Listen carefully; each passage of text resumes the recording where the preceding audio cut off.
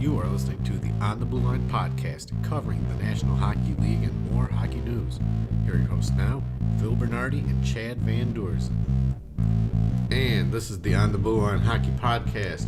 You're joining myself, Phil Bernardi, and for my host, Chad Van Doorzen. What's going on? And we're just having a ball here. This is February 19th, 2017. You know, it's been a crazy 2017 so far in this NHL season, hasn't it, Chad? Yeah, definitely. A lot of teams bumping up and down the ranks. Oh, yeah, and teams are up and down, and, you know, coaches are getting fired, but it's been pretty wild. I mean, the temperature's high, and then you get snow the next day, and you never know what's going to happen. You never know what's going to happen. It was 3 weeks ago, it was 60 degrees, and I was enjoying the weather, and now it's like, oh, and I could stick handle on my driveway. It's all icy out over there. Yeah, it's been here, there, and everywhere. But let's start by recapping some of the games that we highlighted last week. And we'll start with the Blues at the Flyers. St. Louis visited Philly on February 6th. Carter Hutton was in net for St. Louis, and Michael Neuwirth was the starter for Philly. Both teams have been having goaltender problems, Chad. Yeah, both of them, and that's surprising. With Ron Hextall is Philadelphia's GM, and with St. Louis, it's been a problem for a while, and then they fire Ken Hitchcock, then you bring in Mike Yeo, and it seems like it's the way the game started off, it was really a defensive battle in the first. Shots weren't getting through. I think Carl Hartman played really well at the beginning, and it was strong play by both teams at first, but you definitely could tell that St. Louis is really protecting the net, and they're really blocking the shots more instead of trying to get back to their offensive ways. They're playing solid defense. Yes, and here's a stat to show that exactly. Even though they were blocking shots and acting defensively, Philly outshot them 11-1. But that's also because they were in their defensive zone pretty much the whole first period. Yeah, they didn't want to get out of there. That neutral zone trap is starting up again, like it was in Minnesota for a long time. Another thing I noticed was that the Blues they didn't have a shot on goal within the first 5 minutes. So there's another little tidbit about them being really defensive that first period. Yeah. But Philly did come out, all cylinders firing. They always do. At the beginning it was the Blues getting to that hot start. Jay Bowister took the puck and dumped it right away. Try to keep in their zone a little bit, but they didn't pursue. They didn't press onto the forecheck, and for a long time they were just stuck in their zone. And then in the second, St. Louis's first power play was a 4-minute double minor for high sticking. That wasn't the first. There was two before that, but that was the one that they scored the goal on. That was Philadelphia. Philadelphia had 2 power plays in the first. That's right. Philly challenged St. Louis's goal, but it counted. Stasny got a goal with less than 5 minutes remaining in the second. And this has to do with the next game we're previewing, because the coach challenged it as an offsides play. St. Louis was 12-7-3 coming into the game when they scored first, but they also had 0 shots on goal, or Philly had 0 shots on goal in the final 14 minutes of the second period. So St. Louis, got back to being their offensive ways, but still being defensive minded, because they ended up scoring, but they had 11 shots on goal. Philly only had 4, and Philly had 0 within the final 14 minutes of the game. Yeah. Philly always comes out firing, and they're definitely a really fast team that really likes to come at you. And St. Louis definitely held their ground. I don't see, on my personal opinion, I don't see St. Louis win many games like this, but it was definitely one of those things that they got a really lucky bounce off of Ken Shattenkirk. Shot, bounced right off, Paul Stastny's skate, not intentionally, but it was redirected in there. Correct, and that wasn't the challenge. He challenged the offsides. It wasn't the kick. Yeah, obviously it wasn't disputable, but if you saw it on a tablet or whatever, there's a third time they showed it, and it looked to be offsides, but you couldn't tell because of the blade of Parenko. You couldn't tell about you know, that the fact it was covering it enough just to be able to get away with it, and it was definitely a momentum shifter in that game. And then in that third period, St. Louis started off with a goal by Agostino, his first NHL goal as a Blue in his second NHL game.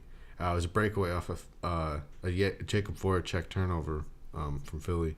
I have to say that line by Agostino, Perron, and Laterra, they were the best line in that game for St. Louis. By far, it was definitely a fourth line type of game. You know, they had to grind it out. None of the offensive players were really able to shine and show off their talent because it was a gritty type of game, and you know, that's what it took. And I also noticed that Gudis had a big hip check on Parenko, and it started a little bit of a melee. And it was a clean hit, though. Yeah. It was all the extracurricular stuff afterwards. Yeah, it was the fact that it was in front of their bench, and you know, that's what started the fire. Yeah. So then the final shots on goal was 26-16 in favor of Philly, but Philly ended up losing this game 2-0 to St. Louis. Carton Hartman, it was his 99th career game, and it was his 7th career shutout. Philly, during this game, was shut out in consecutive home games for the first time since November of 2013. That Carl Hartman, I didn't know he was that good of a backup. You know, having his name, you know, I would like to know more about him, Phil. What more about Carl Hartman? I do know that he was a backup with Nashville most recently, so he probably learned a few things under Pecorine. I know that also he was, Philadelphia, he was on their team for about a day. Yeah, I remember they saying that he was with them, I believe, during the playoffs, and he dressed for a game. Oh, yeah, and yeah, but before that, I mean, I didn't know he played 99 games and 7 shutouts. Yeah, he's been pretty serviceable. The next game we have is our local Chicago Blackhawks because we're broadcasting from Northwest Indiana. You can hear us on Jedcast Radio, WJOB 1230 AM, and our YouTube channel at On the Blueline. We're also on Facebook at On the Blueline. With Phil and Chad. Yep, be sure to look us up. And so this game was a pretty good one. Chicago took on Minnesota in Minneapolis. In St. Paul. Those twin cities. The Xcel Center. You can never tell them apart. Nah.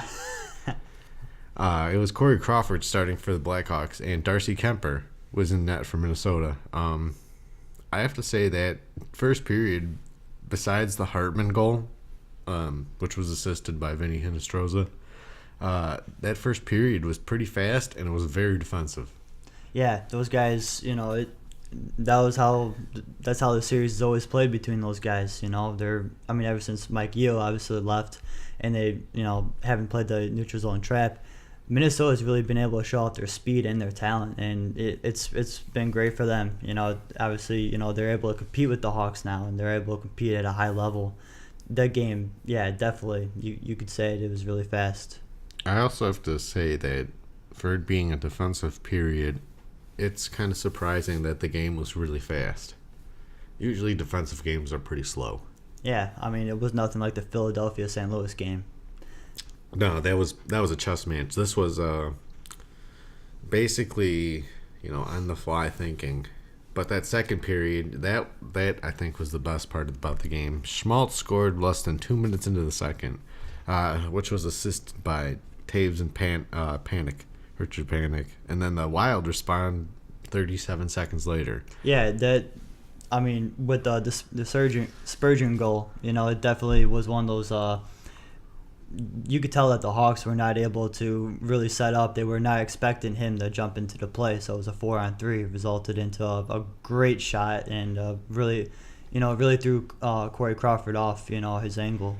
Well, what I noticed off the Spurgeon goal, which was assisted by Eric Stahl and Nito Niederreiter, Crawford was, he's a big guy. I think he was relying on his size there, but he was way too far back in his net. Yeah. He should have been challenging the shooter about 4 or 5 more inches at least to make himself look even bigger, because it was a nice short side top corner goal. Yeah, I think that, you know, he was definitely distracted by up the middle.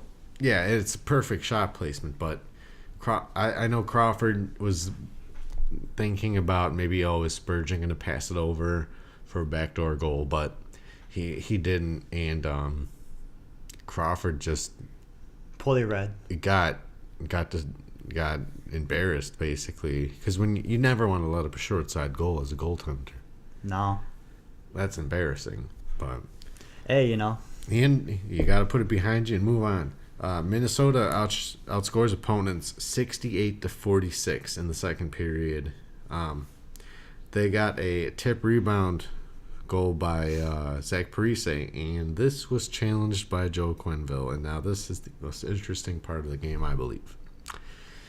Many replays showed Charlie Coyle with the puck and having it offsides while Zach Parise was in the zone, and the puck was still in the zone, and Coyle was touching it, so hence offsides. Now It was offsides. Now every blue line has a camera at it. So, say you're looking at me, and Chad and I are across from each other. So say, Chad, you're the camera, looking down the blue line. Here on the blue line. You're on the blue line on the blue line. So you're looking down the blue line. The thing about that was Coyle's stick was in front of the puck again. So where's the puck? Yeah. It could be anywhere on his stick. It could be anywhere on his stick because his blade is obstructing the view of the hockey puck. Very true. So this is what ruled the replay inconclusive, and that was the ultimate ruling from Toronto to the ice, and the referee even said the call is inconclusive. The call on the ice stands. We have a goal. Yeah. So because it's an inconclusive replay, there's no way that they can definitively answer yes or no. It still could be a maybe because they don't know. They don't know. Right, and it goes by the call of the ice, and that's just how the cookie crumbles. Exactly. That just is how it is, folks. We're from Blackhawk area too. The Chicagoland and Northwest Indiana area here, and some of us like the Hawks more than others. Yeah. Chad over here, but I still have an affinity for the Blackhawks, and I believe that while he was offsides, the rules are the rules, and it was disappointing. It was. I was pretty disappointed by that. It was a game changing. It was momentum, and that's just what it is. Yeah. So you just got to move on and get past it, which the Blackhawks did because they ended up getting a nice goal by Richard Panik with assist from Nicholas Hjalmarsson and Taves. The one thing I liked about this was Panik used his hands. And this is a guy that has a lot of potential. He's not going to be a really high end player. He's got the skill though. He could be a nice second liner. Yeah, he's definitely got the size. He's definitely got the hands, like you said. He has about, I would say maybe a 10-15% more potential left that's untapped. He's not going to be, your top flight guy, but he's going to be a nice supporting character. Yeah, he's a really good supporting character, and, obviously the Hawks would like to see more goals from him, and, what he was slumping, he had a really hot start, then he slumped, and now he's back, and hopefully by the time postseason comes, he could be like that Brian Bickle. You know what I was going to say? I would say he was more like a Michael Frolik, but more skilled. Yeah. Considering I believe they are countrymen. They come from the same area in Europe. I think so, too. He's either Czech or Slovak, and I know there's that Frolik difference. is Czech or Slovak. Yeah, I know that they're from, definitely, if they played under that banner, yeah, that's... Yeah, I think I believe it's Slovakia. So I think they need to have him be on the second line. I like that, and I do like how Hartman's blew up on the scene, and he has more potential than Panik. But Panik is right now a little more further ahead than Hartman. But this is way good for Hartman's development. Yeah, Hartman 3 goals in 3 games, and the guy's picked up. Every single time that I've been able to catch these games, it's just you see the guy who just explodes everywhere he goes, and it's definitely I really like that out of the prospect. Vinny Hinostroza also has been picking up his play too. It's great to see. So then in the third period, Minnesota got a nice backdoor goal from Eric Howla. The play was all set up by Marco Scandella, who got an assist on this, and also by Nino Niederreiter with the second assist of the game. Scandella really, though, just jumped right in. I mean, for another defenseman. That's the one thing about the Wild. No one really expects their smaller defensemen to jump into the play, but it seems like they have no fear. Yeah, again, they're showing off their speed. You get a defenseman jumping off into the plays, and it's hard to counteract, especially when they do it so well. They have the puck possession to do so, and obviously with being able to hold on to the puck while into the rush, you're not counterbalancing for the. If let's say the Hawks have possession, that defenseman's out of position. Well, that's a chance for the Hawks to get. The fact that they have. They're able to hold on to it. It's a chance that they could take, and they can pull it off because they have the skill to do so. And then in overtime, Crawford, he had a huge breakaway save on Ryan Suter from Minnesota to start off overtime. But the one thing that I wouldn't have done if I were Crawford is I would have not had my stick out in the poke check the whole time. It was really an aggressive play, and it's a good thing that he pulled it off because Ryan Suter easily could have made a move around. Oh yeah, he could have just gone right to the. He could have gone to his right, and Crawford was going right to his right.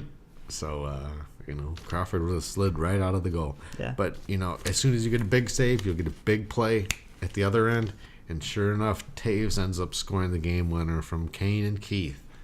Yeah, he got a goal and an assist, and it's great to see him back in the offense. That Nick Schmaltz, another rookie, also jumping in and making a big impact with these Hawks this year.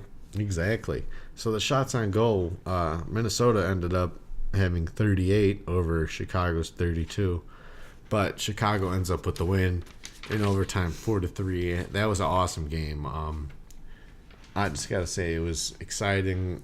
It was interesting seeing those new coaches challenge and rules situation. I saw an article where they say they should get rid of the NHL coaches challenge, but I believe you need to keep it. I like this. I'm different on it since every single call goes, I see it a different way on that. But yeah, I definitely see your point on that. Explain, try and explain. It kind of, obviously technology, we talked about this before, it's a big part of the game, and it's evolved to technology to make the better calls. I don't know, I think that they didn't have x-ray vision, so they couldn't see the puck through a stick blade. That kind of stuff too, because obviously, viewing it on TV, we sit there and be like, but where are they looking at in the ice? We don't really get that, so I guess you could say that it's like us versus them, and I don't know, Every sport has it where you don't know what they're looking at. We're watching a TV broadcast. We're not working with the NHL. We're not in their war room with all their televisions and making the call and seeing what angles they have. Right. So of course, television broadcasts only get certain angles, and the NHL has more angles than the broadcasts. So, and that makes sense too. They don't want to have everything be broadcast to the NHL. I mean, they have stuff that they want to keep to themselves. Like, they haven't given over brain records for concussions, and they've been under fire for that. But right. I just don't understand. It's the lay of the land, and that's just how it is. I mean, you got to have this Blueline camera. The only thing you don't have is X-ray vision. Right. Yeah, no doubt. I mean, it's good to have. It's a big difference. It's a big change in the way we watch hockey, and it's there. I think it's going to stay. Because wouldn't you like to challenge a goaltender interference play for a goal? Well, those are definitely more. Let's put it this way: with the Blueline, it seems like it's always inconclusive. But with the goaltending interference, you could see it more clearly. On the television. Well, here's what I think is happening. The NHL is starting to put cameras on both sides of the blue line, because I've been seeing some clipped to the glass. So there's some behind the players on the glass by the benches. There's also starting to be another camera on the other side of the ice where the fans are. It's very interesting. by the penalty boxes. So I think when they have two cameras now that they can see both angles, but if both angles are covered up, it's still going to be inconclusive. They don't have X-ray vision, my friend. Right. Yeah. This isn't popular mechanics. I'm sorry. So you do like it? Yes, of course. I like this where you can challenge an offsides play, because how many of the offsides plays have been offsides this year? No. Plenty. It has been a lot, hasn't it? And then, of course, with the goaltender interference being a goalie, I would love to have that be a coach's challenge. Yeah, those are the challenges I approve of. What about if a puck goes in and it goes in and out so fast that they don't know if it's a goal or not? Well, you can challenge it. Yeah. There you go. Yeah. There's goods and bads to all this, but now we're getting to February 9th. Islanders at Flyers, and this was a really defensive game. It was lots of speed, though. Yes, but not as fast as the Blackhawks and Wild. It was still a very good game, more defensive than any of the games we previewed this week. Yeah, it's kind of like an in-between, it's defensive but fast. Yes. Yeah. And this is our second Philadelphia game that we've been previewing. Coming into the game, the Islanders are 6-1-2 under Doug Weight. The starting goaltenders for that was Thomas Greiss in net for the Islanders and Steve Mason for the Flyers. Michael Neuwirth was supposed to start this game, I heard, and he was out with the illness. To start the game, Philly's Wayne Simmons had a power play goal from Shane Gostis-Bear and Jacob Voracek. The puck went in before the net came off the moorings, because that was also a long review. And the NHL just wants to get it right. This was Philly's first goal in 134 minutes. Can you believe that? Yeah, it's a long time. It's a long time for a team that, they lots of two-way forwards. It's a long time not to score a goal. And then Philadelphia's 11-4-3 when scoring first. Now remember this, because the Islanders then get a power play goal from Anders Lee, from John Tavares and Ryan Strome, and that was a really good goal. Originally they gave it to John Tavares, but Anders Lee had a nice little tip right past the goalie from that slot shot by John Tavares. And then that was the end of the first period. Do you have anything else to add about that first period, Chad? Nah. It was a good first period. So then in the second, Jason Chimera scored, and that was a pretty nice gritty goal, assisted by Andrew Ladd and Dennis Seidenberg. That's how you move the puck in the offensive zone. That's how you get everything done, and that's how you got to show younger players how to get the puck in, and that's what the older guys now with the Islanders are doing. Jason Chimera has been great with that. Yeah, he's been great all year round. I think he was with them last year too. I think for a small part, or no, I think it was this year he was just on the team. Because remember, it was like a big mistake. Yeah, this is his first year with them. Okay. Well, he's been, I think, a great leader for them, especially having former player Doug Weight as the interim head coach. So now Philadelphia is down 2-1 to the Islanders, and the Islanders open the scoring up in the third right at the beginning, and Casey Cizikas just hammers it home. Johnny Boychuk got the assist on this. It was a pretty good goal, and then the Islanders end up winning the game 3-1. They got outshot 36-30 by Philadelphia, and Philadelphia loses yet again at home. I just think that they just need to find better forward combinations. I don't like Sean Couturier up on the top two lines. No, you're definitely right. Like I was saying earlier, they're two-way forwards and all that stuff. It doesn't really seem to be working anymore. They definitely need some more scoring forwards, and I don't think that there's a trade deadline that's going to fix that this season. Yeah, I don't think they have the tools even to trade anybody, but. They have Braden Shen. He's a really good player, and he's playing on the third line. Just boost him up, put Couturier down, and I know Mike Milbury was talking about this before the game because I was watching it. And I just have to agree with Milbury. And that's funny to even say in itself. Yeah. But the thing about that is he did bring up a great point about Couturier. He's he is what he is, and he's a defensive player, and there's nothing wrong with that. Look at Yuri Lettinen for the Dallas Stars all those years. Yeah. He was a mainstay for them in their lineup. You can stay in the lineup and still be a defensive player, but when your coach mismanages lines like that, I don't know. Dave Agstall was a little bit over his head. I think Doug Waite has these Islanders running finely tuned. Yeah, and they're competing now. They're not in the bottom ranks. They're pushing for a wild card spot. Yep, it's very true. They were now they're 7-1-2 under Doug Waite. I never thought that. Hey man, anything can happen in this game. Yeah, they're using their speed. Their players actually they can set up a lot of pretty plays. They're a lot of great. Their bread and butter is setting it up from the point, just as the Sezikis goal. And the Chimera goal, because because Seidenberg got one on that too. Definitely was a lot missing until Doug Waite came. Well, now we're going to go into the news segment.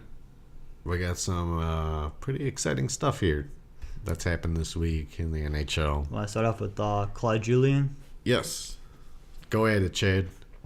Bruins coach Claude Julien got fired after 10 seasons and 2 Stanley Cup appearances, one in 2011 and one lost to the Blackhawks in 2013. I had that he was 419, 246, and 94 in 10 seasons there. That's almost a 75% winning ratio. Yeah, that's most impressive. He was replaced by Bruce Cassidy, who's he was with the farm system, but he won in his debut versus the Sharks last night. Yeah, what was it? David Pastrnak got 2 goals for them to help out, and that Pastrnak, he's a pretty good player. Really good player, really great puck possession type of guy. Yeah, I mean Tuukka Rask got 23 saves. David Backes had a goal and 2 assists, and David Backes back to contributing. It definitely was supposed to the firing was supposed to be a big push, to elevate their sleeping players. Patrice Bergeron, David Krejci, Chara. Yep. I don't see how it's gonna work. It usually doesn't, as we were talking about earlier. But yeah, I mean, a lot of teams are going towards this. Let's fire our old coach and then go with the coach that's been working with the younger guys. But Boston is at an interesting point in their team's history. Another part of their this is another part of their team's history, because this could go either way for them, to be honest.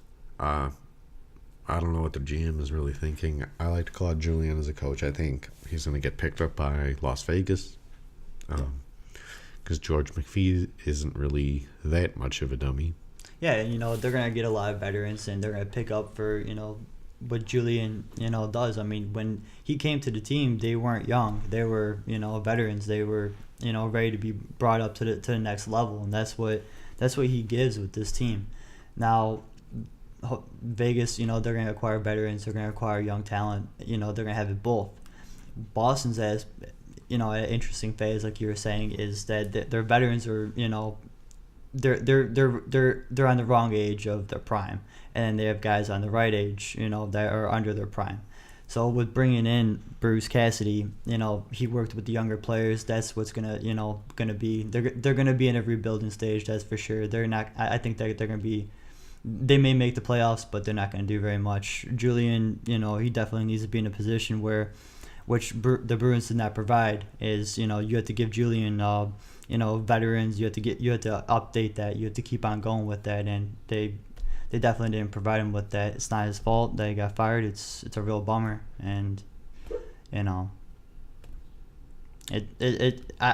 I'm surprised by this, and I think it's the wrong move by the Bruins. I really got to agree with you, but we'll see what happens. We have another really big hot item. As you know, Hockey is for Everyone is going on this month, and the Capitals invited Fatima Al Ali from the United Arab Emirates to come over and hang out with the Capitals. I mean, her favorite team is Washington Capitals. Her favorite player is Ovechkin. She got to go out and hang out with them at practice and skate with the team. And I saw a video clip, man. She's a really good skater. This is really cool. And she got to drop the first puck at the game. Oh, it's real cool. Game last night versus Detroit, and she actually took a selfie at center ice with Ovi and Zetterberg, which I also think is kind of cool. Just showing the youth movement in this league and around the league and everything. It's pretty around the world. Yeah, and around the world. Yeah, exactly. This is just a nice story. In a world of negativity. Yeah, definitely. I think that's great. You don't really get to see, other people from different places and show off the diversity that the NHL has, and it's real. There are a lot of people throughout the world that love this game just as much as we do, and oh yeah, it doesn't matter where. It doesn't matter over a time period. I think hockey is always going to be around. Yeah, and Ovi, he's really good at dedicating his time to, extracurricular activities. Yeah, he's a wonderful guy. Wonderful. Now for our next segment, which I gotta say is becoming my new favorite segment, This Week in Hockey History. And boy, we got some really, really good ones this week. Oh, yeah. So on February 6th, Bobby and Brett Hull become the first father-son combo to score 50 goals in a season. And now, who do you think is going to do that next? Whose dad scored 50 goals? That's the biggie. Was it Matthew Tkachuk's father? I don't think Keith Tkachuk ever scored 50 goals in a season. Well, that's something we're going to have to research later on, huh? Yeah, it's an interesting question, eh? And then February 7th, 1976. What happened there, Chad? 1976. Daryl Sutter has 10 points in one game. The previous record was 8 points beforehand. So the story about this game, Daryl Sittler with the Toronto Maple Leafs is facing off against the Bruins, coached by the famous Don Cherry. Wow. In that game, the Bruins finally got Gary Cheevers back from the WHA, the World Hockey Association, which had dissolved. This was another league that was starting up in the 70s into the professional league. And Gary Cheevers, after not playing for 2 weeks, Don Cherry didn't want to put him in because his player, hadn't played. So poor Dave Freese has to be in there for all 10 goals. Oh, wow. Or 10 points to Daryl Sittler's, but not supposed to do that. Nah, well, you don't also want to ruin your starting goalie. We've seen lots of that this year, haven't we? Yeah, but you don't want your goalie pulling the groin after 2 weeks of not playing. That's a biggie. Especially back then. February 8th, 1997, Scotty Bowman became the first coach to record 1,000 victories. Now, that's a big milestone because I don't know any other coach that has reached 1,000 yet. There might be a couple, maybe Quenneville. But I think he's approaching. Yes, I believe he's approaching, but Scotty Bowman was the first. And then February 9th, 1966. This is a biggie because this happened 50 years ago. The NHL announced expansion for the second 6 teams. So this was the second 6. This included LA, San Francisco, which was the California Golden Seals, Minnesota, St. Louis, Pittsburgh, and Philadelphia. So it's really interesting because the California Gold Seals, they have, a lot of newcomers. A lot of people don't know that team, and especially, San Francisco. That they once had a team at some point. Really interesting. Yeah, well, look at now. There's 3 teams in California, but I just got to say that Minnesota missed their North Stars for a bit, but I'm glad they got the Wild. Now, let's preview a couple games. What do you think, Chad? Let's see here. So let's go with New York at Columbus on Monday. All right, yeah. New York at Columbus on Monday at 6 o'clock Central Time, NBCSN. I think this is going to be a really, really good one. Top teams in the East, especially with Columbus, on the tear they've been all season. It's going to be interesting seeing Lundqvist versus Bobrovsky in that. Yeah, if we get that. the Rangers, picking up their play. They're on they were falling apart for a while, and now they picked themselves up this last week. We'll see if that continues. And then Wednesday, February 15th, we have St. Louis at Detroit. This will be a nice one. This is going to be a Wednesday night rivalry matchup on NBCSN, 7 p.m. Central Time. I think Jake Allen is going to take a net versus Peter Mrazek. And I believe that St. Louis is going to win this one against Detroit. But I can see Detroit coming out fast and then controlling the whole play and winning the game themselves. Yeah, they do that when they get the chance. The game goes their way. That's what Detroit does. Yeah, and then our final game that we have for you this week that we're previewing, which we'll recap later on. This is a Phil's game. On the next podcast, yeah, this is all me. Colorado at Buffalo. Yeah. 7 p.m. Central Time. Two favorite teams. On NBCS. And hey, no, you got to say that second one's the Blackhawks. You got to remember that. I'll watch this one for you. Yeah, and you guys can catch this recap next week on on our podcast on YouTube, Facebook, or chudcastradio.com. But I gotta say, for us Northwest Indianers, this is gonna be nice 3 games to preview. I think that it's gonna be very interesting seeing the outcome of these, especially that Rangers Columbus game. I'm actually more excited for the St. Louis at Detroit. We've been talking about wanting to preview a Detroit game for a long time and see where they're at and their organization. So yeah, that's very true. I haven't put stock into that until you brought it up just now. That's a really good point, Chad. I think that all 3 of these games are going to be good, but yeah, the first 2 ones are going to be really, really, really good. Yeah, we usually do pretty good with this stuff, with the 3 games that we like to preview, and yeah, so far, these 3 should be good too. Yeah, we've been bringing you guys great games, and we hope you guys keep enjoying them, because we love doing this for you guys. So keep checking in on us at Facebook / on the Blue Line. We're also on Twitter at BlueLinePodcast.com. You can find us on JudCastRadio.com and WJOB 1230 AM. And for Phil Bernardi, myself, Chad Van Dersen. And we're just going to sign off and head out onto the rink. Chad, you know what? I think this is a great time to say thanks again to the listeners. Thank you again, guys. Take care and have a great weekend.